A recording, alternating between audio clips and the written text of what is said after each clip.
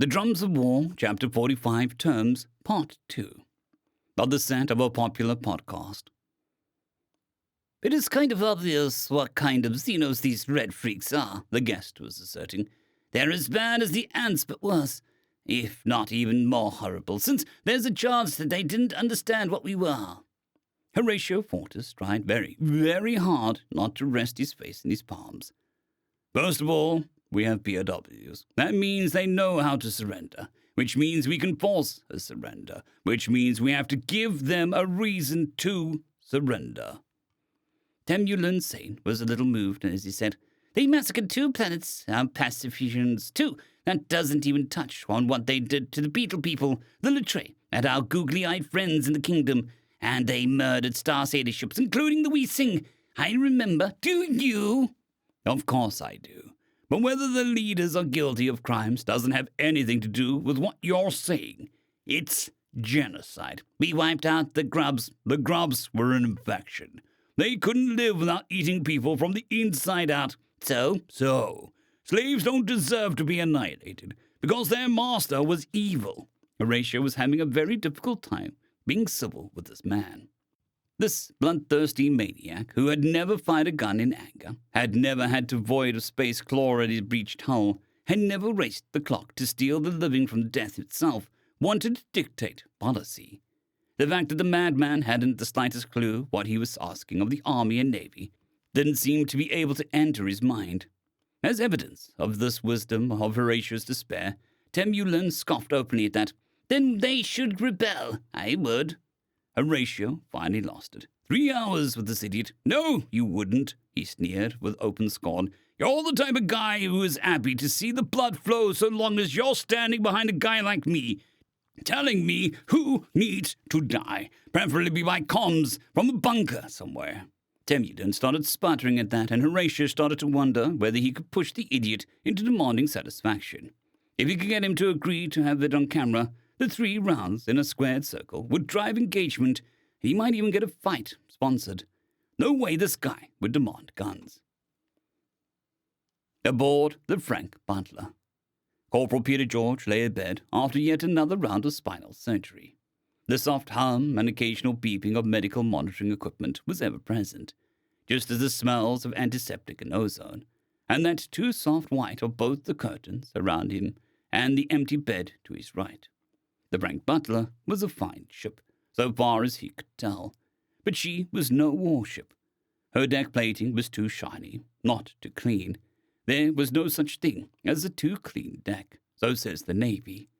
Anyway, her deck plating was too shiny, her walls and bulkheads were paneled and painted white, and her crew's duty uniform was near universally medical scrubs or doctor's coats. Despite the effort of her crew and the very good galley, he disliked her. That was probably too strong of a way to put it. Better to say that he didn't like her very well. Maybe he just couldn't feel at home between the bulkheads of a hospital ship. He was blessed to be alive, and he gave thanks by all of the saints and martyrs that God had handed over him in the last mission. However, his body and life were trifling concerns. Well, not quite so trifling, since he was using both of those at the minute. The lesser of his 2 big concerns was Gideon. He'd brought the poor boy into the world outside of his understanding, made things he didn't even have words for were commonplace and a matter of course. That was hard enough on such a young kid. But for some reason, the high-up muckety-mucks who dropped in to eavesdrop on him, trying to explain how to live like a free man to a boy who didn't even know that he was enslaved, had decided that the same boy ought to explain his entire people to the Senate. At least they didn't want him to speak in the congressional arena. The second was his service. Corporal George didn't exactly let a building fall on him. That would have been embarrassing. It was more of a cave-in that involved a building collapsing on top of the tunnel that he was in while there was an explosion in said tunnel. Ironically, the rubble that had trapped him so effectively might have actually saved Gideon's life, since he was down to less than a quarter ammo on his pistol. The carbine had been little more than a club with a bayonet on one end at that point, and CQC was never Corporal George's strong suit. Then again, the enemy was largely unaugmented and about as strong as a normal human, while his power armor still had plenty of armor and hadn't taken significant damage. However, a few tons of concrete, or whatever that was was more than either his shield or armor could handle, and he wound up very uncomfortably pinned. Poor Gideon had been terrified, but the kid had somehow managed to bring him water in the shattered remains of an enemy helmet while they waited for rescue. God bless the Tsar Corps. He had been putting off the question until Gideon went on his ship. He knew the answer, that the question might hurt, and he knew that his own strength was a source of courage for the kid. So, now that Gideon was on his way down and the doctor was coming into his room, he steeled himself. "All right, Doc," he said soberly. "Let's not pussyfoot around. Will I ever drop again?" No, the Dr. Evans, the man's name was Evans, or maybe Evanson. Corporal Peter George was having trouble remembering his name. He was a lieutenant commander. Corporal George could see the clover on his collar, so he should be saluting, shouldn't he? "Easy," he was saying. "I know it's rough, but it is what it is. If we had gotten to you sooner, the answer might have been different, maybe. As it stands, you might need Orcs to walk at all. Thanks for being straight with me, sir," Corporal George said flatly. "Of course, Corporal. Now, you need to start thinking about your life after service." "The fuck I do. I'm R&I down to the fucking bones, and I'll quit when I'm damn good and ready," Corporal George said before he could quite thought about who he was talking to. And an awkward silence fell between them until he tagged on a belated, "Sir." "Fucking troopers," Dr. Evanson muttered as he shook his head. "Look, you're going to get a medical for this." "Yeah, but I can refuse a medical." "Not if MH doesn't clear you. They will." "Just how in the merry fuck do you know that? To start with, I'm not fucked up in the head. Sure, I just took on a hard knock, but the guys have been hit harder than me before." "Harder than having a building dropped on you?" "It was a cave-in." "Same difference." "Listen, sir, with all due respect, kindly fuck off out the airlock if you're going to keep telling me to separate from the service on a medical. My plan for service fell through. Yeah, so what? Men and mice lay plans and God laughs. I'm not done yet, and I can still serve, broken back or not." "Goddamn stubborn fucking troopers," Dr. Everson mumbled before continuing. "Well, since you're R&I down to the empty skull, the brass is going to get their hands on you. You're either going to be a staff NCO or an instructor considering your record. Speaking of which, you're up for the Order of Soul. Fuck!" Dr. Evanson gave the corporal a wry grin and said, "You're a big damn hero. Turns out your refusal to abandon a crippled kid in the middle of a combat drop directly led to the R&I securing access to O's old servers full of juicy data. God fucking damn it. Fuck! This is wounded in action. Oh, that's right. You'll be receiving the Martian Cross. And I wouldn't be surprised if you got the gallantry citation just based on what they recovered from your helmet cam." Corporal Peter George groaned. "And at least they won't stack more medals on me for being an instructor. You never know. You might invent a new way to make privates less stupid." "Doubtful. Did anyone inform my father that I'm not dead?" "Yes, he is aware." "Do you believe you're ready to ring him up?" "If duty permits." For some reason, Corporal George had damp cheeks when Dr. Evanson left. In the chambers of the Senate, Senate Malak Saber had been trying to scrape together something like an idea about what to do about the Exarch for the past 7 hours. The proposed solutions had run the gambit from screw the consequences, do strike one as normal, to double screw the consequences, wipe them out, to free the slaves and bring them in, to just kill all the aristocracy and hope for the best. All of these left much to be desired. Terra knew from her own long and bloody history the folly of forcing new values on another culture by force. And on the other hand, the Republic's victory would already irreversibly alter the development of the Exarch culture. Interestingly, who had seen what kind of dangers in the service didn't have to have much bearing on which proposal was supported. Instead, the more frustrated the senator, the more extreme proposal his or her support would go to.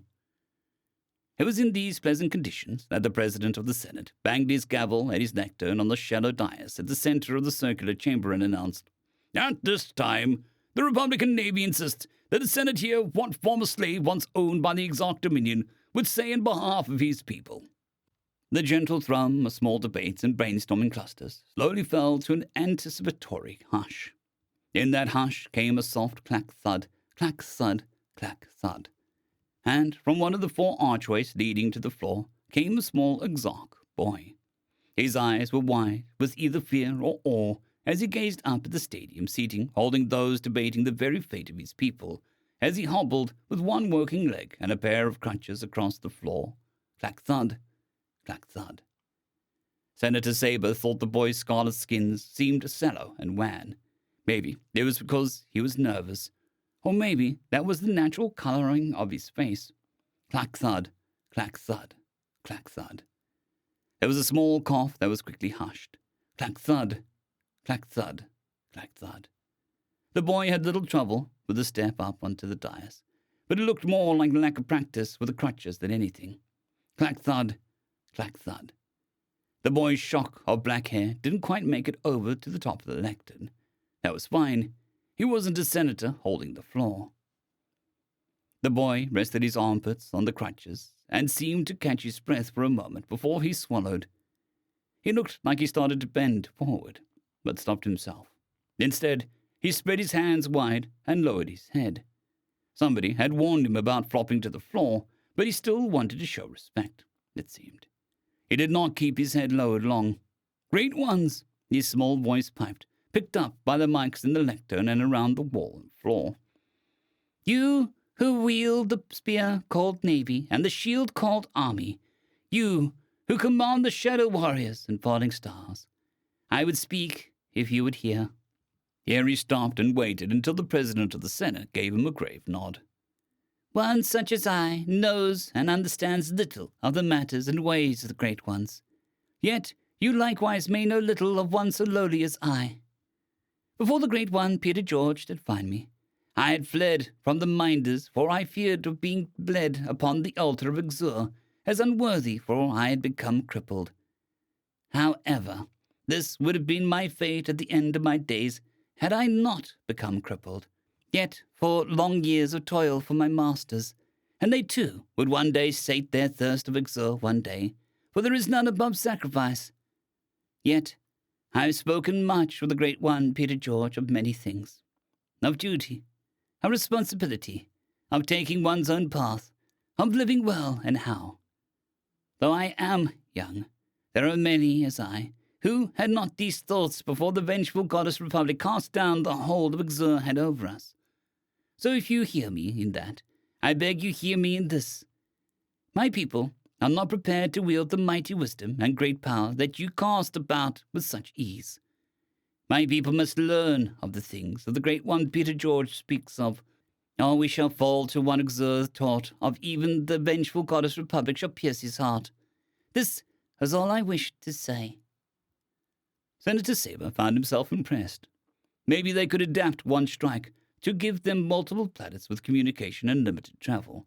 Like the boy said, the Exarch needed to figure out some things for themselves if they could. End of story.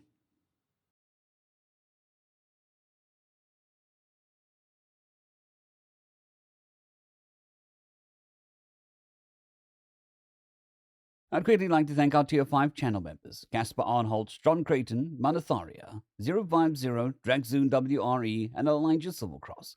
Thank you very much.